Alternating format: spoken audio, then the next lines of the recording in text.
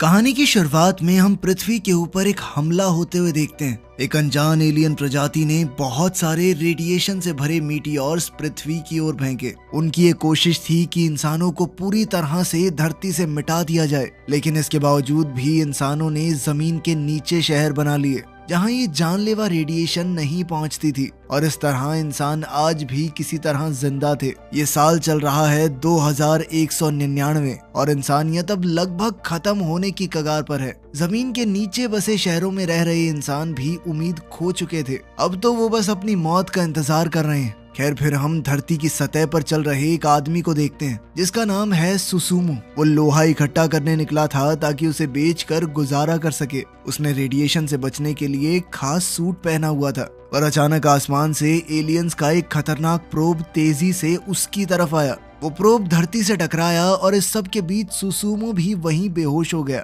जब उसकी आंख खुली तो उसके सर से खून बह रहा था। उसका हेलमेट भी गायब हो चुका था। वो धीरे धीरे खड़ा हुआ और उसने चलने की कोशिश की, पर उसका सर अभी भी घूम रहा था। तभी उसकी नजर एलियन प्रोब के ऊपर पड़ी। उसे उठाते ही वो एक बार फिर से बेहोश होकर जमीन पर गिर पड़ा। कुछ ही पलों में एक जहाज उसके पास उतरा। ये कैप्टन ओकीटा का ही जहाज था। जब उनकी टीम ने उस एलियन प्रोब की जांच की तो पता चला कि उसमें एडवांस टेक्नोलॉजी के ब्लूप्रिंट्स थे, मगर वो टेक्नोलॉजी उनसे कहीं आगे है, वो उसे समझ नहीं सकते। इसके बाद ओकीटा को बताया गया कि जो आदमी इस प्रोब के साथ मिला है उसके अंदर रेडिएशन बहुत ज्यादा है। एक क्रू मेंबर ने तो कहा कि उसके बचने की कोई उम्मीद नहीं है, मगर जब वो बात कर ही रहे थे तो अचानक से सुसुमू कमरे में घुस आया और जोर जोर से चिल्लाने लगा। वहाँ मौजूद डॉक्टर्स और गार्ड्स ने उसे रोकने की कोशिश की। सुसुमू ने ओकीटा पर इल्जाम लगाया कि पिछली लड़ाई में तुमने मेरे भाई के जहाज को ढाल की तरह इस्तेमाल किया और खुद वहाँ से दुम दबा के भाग गए। दरअसल कुछ समय पहले सुसुमू का भाई कमांडर कोडी अपनी बैटलशिप में दुश्मनों से लड़ रहा था। उनके दुश्मन हैं गमालाज नाम के ताकतवर एलियंस, और अब धीरे धीरे इंसान अपनी हार की ओर बढ़ रहे थे। इस मुश्किल घड़ी में कमांडर कोडी ने अपनी जान की कुर्बानी देने का फैसला किया ताकि उसके बाकी साथी बचकर भाग सकें। कैप्टन ओकीटा ने कहा कि हम आपको अकेला छोड़कर नहीं जाएंगे, लेकिन कोडी ने उनकी बात नहीं सुनी। जल्द ही उसका जहाज धमाके में उड़ गया। उसने अपनी शहीदी दी ताकि उसके दोस्त वहां से बचकर भाग सकें। अब शिप में गुस्साया हुआ सुसुमू अचानक से ओकीडा की तरफ बढ़ा। उसने कहा कि तेरी वजह से मेरे भाई की मौत हुई। वो उस पर हमला करने ही वाला था कि तभी यूकी नाम की एक क्रू मेंबर ने उसे थप्पड़ मार दिया। इसके साथ ही गार्ड्स उसे पकड़ कर ले गए। उसके जाने के बाद डॉक्टर ने इस सब के लिए ओकीटा से माफी मांगी। तब ओकीटा ने पूछा कि ऐसा कैसे हो सकता है, इतनी भयानक रेडिएशन में रहकर सुसुमू जिंदा कैसे बच गया, मगर इसका जवाब तो किसी के पास भी नहीं था। थोड़ी देर बाद ओकीटा ने एक बड़े जनरल से इस बारे में बात की। जनरल का मानना था कि उन्हें कुछ चुनिंदा लोगों के साथ धरती छोड़कर चले जाना चाहिए किसी और प्लैनेट के ऊपर, लेकिन ओकीटा इस बात से सहमत नहीं था। उसने कहा कि अगर बचाना ही है तो अमीरों और नेताओं को शामिल नहीं करना, बल्कि सिर्फ जवान और काबिल लोगों को बचाना है ताकि कम से कम इंसानियत के पास कोई उम्मीद तो हो। इसके बाद जनरल ने सबको इंसानों के आगे के प्लान के बारे में बताया। दरअसल जो एलियन प्रोब उन्हें मिला था वो स्कैंडर नाम के ग्रह से आया है। वहाँ के लोगों के पास ऐसी टेक्नोलॉजी है जिससे रेडिएशन को पूरी तरह से खत्म किया जा सकता है। इसके साथ साथ उस प्रोब में स्कैंडर ग्रह तक पहुंचने के पूरे कोऑर्डिनेट्स भी थे। अब सरकार ने फैसला किया कि वो अपना आखिरी बचा जहाज वहां भेजेंगे ताकि उस टेक्नोलॉजी को यहां लाया जा सके, मगर जनता ने इस फैसले का विरोध किया। उन्होंने कहा कि अंतरिक्ष में इतनी दूर हम जा भी सकेंगे। इस पर जनरल ने कहा कि इतनी जानकारी मैं आप लोगों को नहीं दे सकता, लेकिन हमारे पास एक टेक्नोलॉजी है जो शायद जहाज को तेजी से वहां पहुंचा सकती है, क्योंकि अब स्कैंडर ही उनकी आखिरी उम्मीद है। इस बेहद जरूरी मिशन पर जाने के लिए सरकार को वॉलंटियर्स की जरूरत थी। इसमें सुसुमू ने भी अपना नाम दर्ज करवाया तो डॉक्टर उसे जिंदा देखकर हैरान रह गई। उसने डॉक्टर से कहा कि जल्दी से टेस्ट करो और लोग भी हैं लाइन में। असल में सुसुमू पहले भी फौज में था और अब वो फिर से अपनी जान को जोखिम में डालने के लिए आ गया था। उसके पिछले एक्सपीरियंस को देखकर डॉक्टर दंग रह गई। खैर, बाद में जब वो बेस पर पहुंचा तो उसकी मुलाकात यूकी से हुई। यूकी उसे देखकर दंग रह गई। उसने पूछा कि तुमने वॉलंटियर क्यों किया? तुम तो कमांडर ओकीटा से नफरत करते हो ना, ये उनका ही जहाज है। पर सुसुमू ने मुस्कुराकर बात टाल दी। यूकी ने पूछा कि आखिर तुम करना क्या चाहते हो? अगर कुछ गड़बड़ की ना तो। इससे पहले सुसुमू जवाब दे पाता अलार्म बज गया। वो तुरंत ब्रिज की तरफ भागा और यूकी को अपनी जगह पर जाने का ऑर्डर दिया। यूकी ने उससे कहा कि तुम मुझे ऑर्डर देने वाले होते कौन हो? तब सुसुमू ने बताया कि मैं तुम्हारा नया स्क्वाड्रन लीडर हूँ। गमालाज की एक जोरदार मिसाइल उनकी तरफ बढ़ रही थी। ये देखकर ओकीटा ने हथियार लॉन्च करने का ऑर्डर दिया। उसी वक्त सुसुमू और बाकी सब काम पर लग गए। ओकीटा को एहसास हुआ कि उनका बच पाना मुश्किल है, इसलिए उसने कहा कि वेव गन को इस्तेमाल करो। उसके एक फौजी ने उसे याद दिलाया कि सर इसे टेस्ट नहीं किया गया है, लेकिन फिर भी उन्होंने उसे इस्तेमाल करने का फैसला किया। साथ ही कहा कि इसे फुल पावर पर चलाना। जैसे ही वेव गन को फायर किया गया, इतना जबरदस्त धमाका हुआ कि धरती पर मौजूद कंट्रोल टीम की भी सांसें सूख गई। कुछ पलों के लिए यमाटो जहाज गायब हो गया था, पर अचानक ही वो मॉनिटर्स पर फिर से दिखाई देने लगा। फिर ओकीटा ने स्क्रीन पर आकर जनरल से बात की। ओकीटा ने कहा कि वेव गन फायर करने से दुश्मनों को उनकी जगह का अंदाजा हो गया होगा, लेकिन उनके पास कोई दूसरा चारा नहीं था। फिर जनरल ने पूछा कि जहाज सही है, आगे बढ़ सकते हो? ओकीटा ने कहा कि अगर दुश्मनों के दोबारा हमला करने से पहले सोलर सिस्टम से बाहर निकल गए तो ये जहाज काम कर सकता है। वहीं दूसरी ओर जहाज में सुसुमू की मुलाकात शीमा से हुई और वो दोनों बातचीत करने लगे। जल्द ही पिछले युद्ध में सुसुमू के साथ रहे फौजी भी वहां आ गए। वो एक बार फिर से सुसुमू के साथ काम करके बेहद खुश थे। तभी एक फौजी ने इस खुशी के मौके के लिए शराब की बोतल निकाली। इसी दौरान हम यूकी को देखते हैं, जो एक टेबल पर अकेली बैठी थी। वो इस बात से चिढ़ी हुई थी कि सब लोग सुसुमू को इतनी तवज्जो दे रहे हैं। जब उन्होंने यूकी को भी अपने साथ शामिल होने के लिए बुलाया तो वो भड़क गई। उसने गुस्से में सुसुमू से पूछा कि अगर पहले फौजी थे तो इतने साल से कहाँ थे तुम, और लौट कर क्यों आए हो? उसने सुसुमू को डरपोक कहकर बुलाया। तुम्हारे भाई ने सबको बचाने के लिए अपनी जान दी और वहीं तुम फौज छोड़कर डर कर भाग गए। इस बात से गुस्सा होकर एक फौजी यूकी की तरफ बढ़ा, लेकिन यूकी ने उसे एक ही मुक्के में बेहोश कर दिया। जल्द ही ओकीटा ने सभी क्रू मेंबर्स को सोलर सिस्टम से बाहर जाने के लिए तैयार होने को कहा। जल्द ही स्पेस बैरियर को तोड़ते हुए जहाज सोलर सिस्टम से बाहर निकल गया। आखिरकार वो अपनी मंजिल तक पहुंच चुके थे और उनके जहाज को भी कोई नुकसान नहीं हुआ। पर उनकी ये खुशी ज्यादा देर तक टिक नहीं पाई। जल्द ही गमालाज उनके ऊपर हमला करने आ पहुंचे। सुसुमू ने फिर से वेव गन इस्तेमाल करने का हुक्म दिया, लेकिन कुछ फौजियों ने उसे बताया कि वेव गन को दोबारा से इस्तेमाल करने में टाइम लगता है। ओकीटा ने कहा कि उसे चार्ज होने में 20 मिनट और लगेंगे। तब तक उसने सुसुमू से कहा कि जल्दी से दुश्मन के इंजनों पर हमला करो ताकि वो हमारा पीछा न कर सकें। फिर सुसुमू ने ब्लैक टाइगर्स नाम के क्रू को ऑर्डर दिया, लेकिन यूकी पहले ही एक जहाज लेकर गमालाज का मुकाबला करने जा पहुंची थी। बाहर यूकी ने उन पर हमला बोल दिया और उन्हें काफी समय तक रोक कर रखा।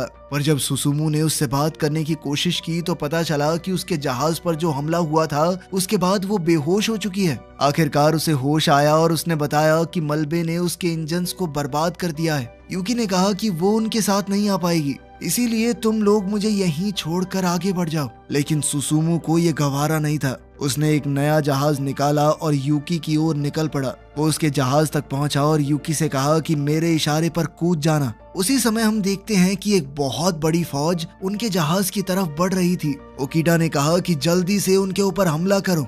इधर सुसुमू यूकी के बेहद करीब पहुंच गया और इशारा मिलते ही वो उसके जहाज पर कूद गई। उधर ओकीटा ने एक जबरदस्त प्लान बनाया। जैसे ही दुश्मन उनके करीब पहुंचेगा तो वो साइड में रोल होकर भाग जाएंगे। उसने पूरे क्रू को सावधान हो जाने को कहा। इन दुश्मनों से बचने के बाद वो सुसुमू और यूकी को लेकर वापस सोलर सिस्टम में जाएंगे। कुछ ही पलों में जैसे ही दुश्मन उनके करीब आए तो वो हमला करने की एक्टिंग करते हुए साइड से भाग निकले। साथ ही सुसुमू और यूकी भी जल्दी से शिप के अंदर आ गए। सुसुमू यूकी को अपनी बाहों में लेकर भागता हुआ अंदर आया। जैसे ही उसे होश आया तो स्ट्रेचर पर डालकर इलाज के लिए ले जाया गया। इसके बाद ओकीटा वहां आया और उसने सुसुमू से कहा कि तुम्हारी इस जांबाजी के चक्कर में सबकी जान खतरे में पड़ गई थी। मगर सुसुमू ने कहा कि मेरे काम करने का तरीका यही है, मैं अपने किसी साथी को मरने के लिए नहीं छोड़ता, तुम्हारी तरह। ये सुनते ही ओकीटा ने गुस्से में आकर उसे जेल में डाल दिया। थोड़ी देर बाद चीफ टाकुगावा जेल में उससे मिलने गया और सुसुमू का मजाक उड़ाने लगा। सुसुमू पहले ही गुस्से में था क्योंकि उसके मुताबिक उसने जो किया वो सही था। उसे देखकर टाकुगावा ने कहा कि ओकीडा भी अपनी जवानी में तुम्हारे जैसा ही था। उसी समय डॉक्टर वहां आ गई और सुसुमू ने यूकी की तबीयत के बारे में पूछा। डॉक्टर ने कहा कि अब वो खतरे से बाहर है। फिर वो तीनों साथ में शराब पीने लगे। तब डॉक्टर ने सुसुमू को बताया कि पिछले युद्ध में ओकीडा को एक बहुत ही मुश्किल फैसला लेना पड़ा था। असल में ओकीडा का बेटा भी उस युद्ध में शामिल था। उसका जहाज और पूरा क्रू कभी वापस ही नहीं लौटा। खैर थोड़ी ही देर में ओकीडा ने ऐलान किया कि वो सोलर सिस्टम से निकलने वाले हैं। अब वो एक ऐसी जगह पहुंचने वाले हैं जहां आज तक कोई इंसान नहीं पहुंचा। शायद वो धरती के लोगों से संपर्क भी ना कर पाए। इसीलिए उसने पूरे क्रू को आखिरी बार परिवार वालों से बात करने को कहा। सबने बारी बारी से फोन किया और अंत में सुसुमू की बारी आई। उसे जेल से बाहर निकाल कर कम्युनिकेशन रूम में ले जाया गया। उसी समय यूकी कमरे से बाहर आई तो सुसुमू ने उससे पूछा कि तुम ठीक तो हो ना? मगर यूकी अब भी उस पर काफी गुस्सा थी। उसने कहा कि वो इस मिशन को जोखिम में डालने की बजाय मरना पसंद करती। खैर सुसुमू ने उसकी नाक पर धीरे से छूते हुए उसे शांत रहने को कहा। बाद में कैफे में शीमा ने यूकी से पूछा कि तुम्हें सुसुमू पता है कहाँ है? तो यूकी ने बताया कि वो कम्युनिकेशन रूम में अपने परिवार को मैसेज भेज रहा है। पर शीमा ने कहा कैसा परिवार? उसका इस दुनिया में कोई नहीं है। उसका पूरा परिवार एक बम धमाके में मारा गया और फिर उसका भाई भी शहीद हो गया। तब से सुसुमू एकदम अकेला हो गया था। उस दिन के बाद से सुसुमू ने फौज छोड़ दी।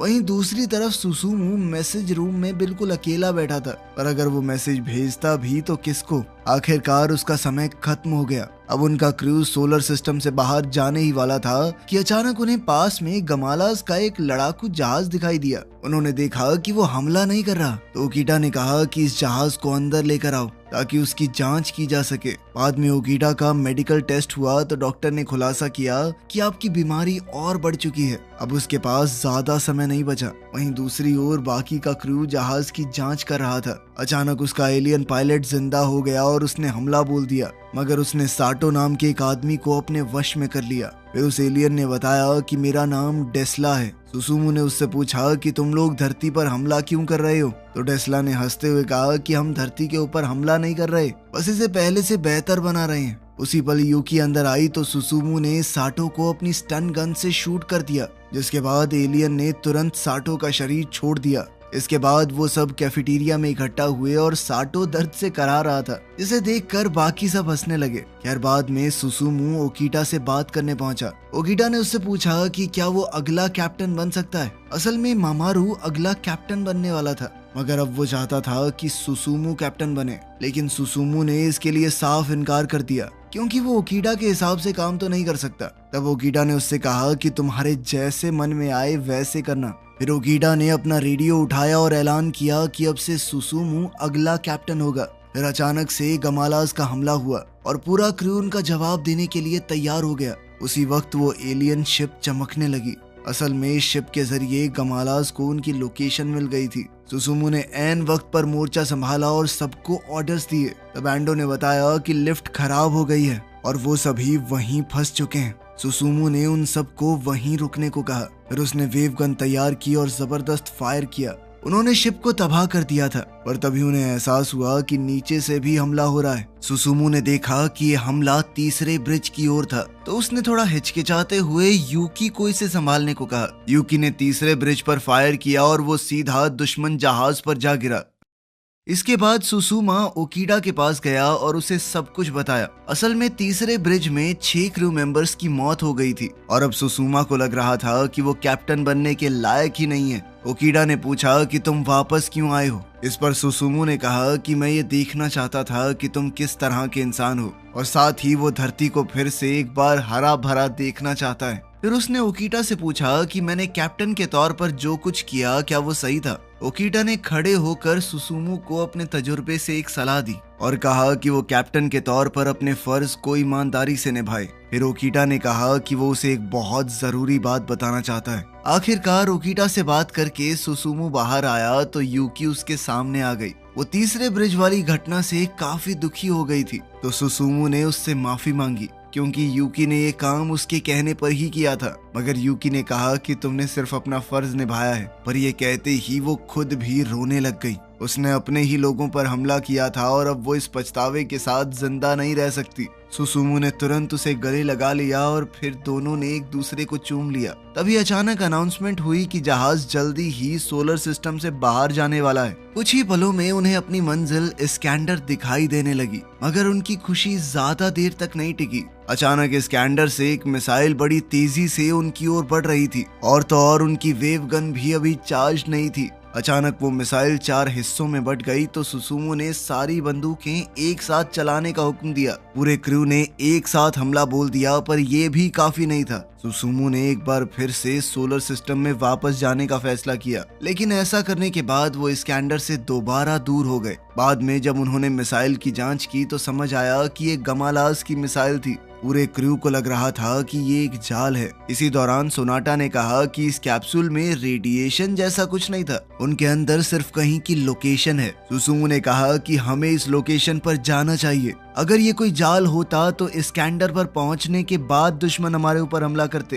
ताकि हम कहीं भाग भी ना पाएं। पहले करके क्या फायदा? शायद इसके पीछे कोई कारण होगा कि गमालाज सुसुमू की टीम को वहां पहुंचने नहीं देना चाहते। अब सुसुमू ने सबको इकट्ठा करके आगे के प्लान के बारे में सोचना शुरू किया। उसने अलग अलग टीम्स बनाकर सबको टारगेट की लोकेशन दे दी। फिर उसने रेडियो से मैसेज भेजकर ऐलान किया कि वो सब जल्द से जल्द इस्कैंडर प्लैनेट पर लैंड करेंगे। हमें जो मैसेज मिला है हो सकता है कि वो एक जाल हो, पर अगर ये सही निकला तो धरती को बचाया जा सकता है। सुसुमू ने अपने क्रू की हौसला अफजाई की और पूरे जोश से लड़ने को कहा। इसके बाद पूरी टीम काम पर जुट गई। सुसुमू खुद भी एक जहाज लेकर इस्कैंडर की ओर निकल पड़ा। फिर वो जैसे ही लैंड होने वाला था तो उसे जमीन पर काफी मिसाइल्स दिखाई दी, पर जल्द ही उसका क्रू भी वहां आ पहुंचा। सुसुमू की टीम पर जोरदार हमला हुआ, पर उन्होंने भी मुंह तोड़ जवाब दिया। आखिरकार वो कोऑर्डिनेट्स की जगह पर पहुंच ही गए, मगर उसी पल एलियंस ने उन पर भयानक हमला कर दिया।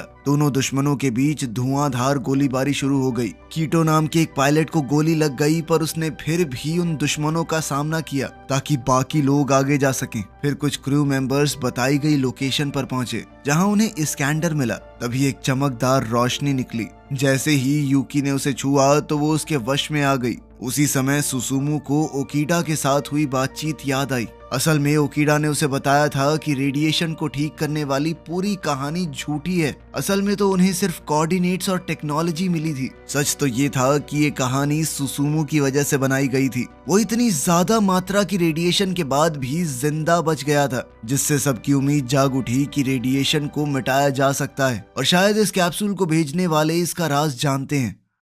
तभी यूकी ने उस चीज के वश में आकर एक मैसेज दिया। उसने बताया कि गमालाज और इस्कैंडर एक ही प्रजाति के एलियंस हैं। असल में एलियंस का ग्रह खात्मे की कगार पर था, इसीलिए उन्होंने धरती को अपने नए ग्रह के तौर पर चुना, मगर इसके लिए उन्हें सभी इंसानों को मिटाना होगा। मगर सभी एलियंस इस फैसले से सहमत नहीं थे। इस्कैंडर ग्रुप के एलियंस इसके खिलाफ थे, इसीलिए उन्हें जेल में डाल दिया गया। तब इस्कैंडर वालों ने ये खुफिया कैप्सूल धरती पर भेजा। ऐसा तो कोई डिवाइस नहीं था जो रेडिएशन को पूरी तरह से मिटा सके, मगर अब यूकी ये काम कर सकती थी। सुसुमू के ऊपर रेडिएशन का असर ना होने की वजह भी ये कैप्सूल ही था।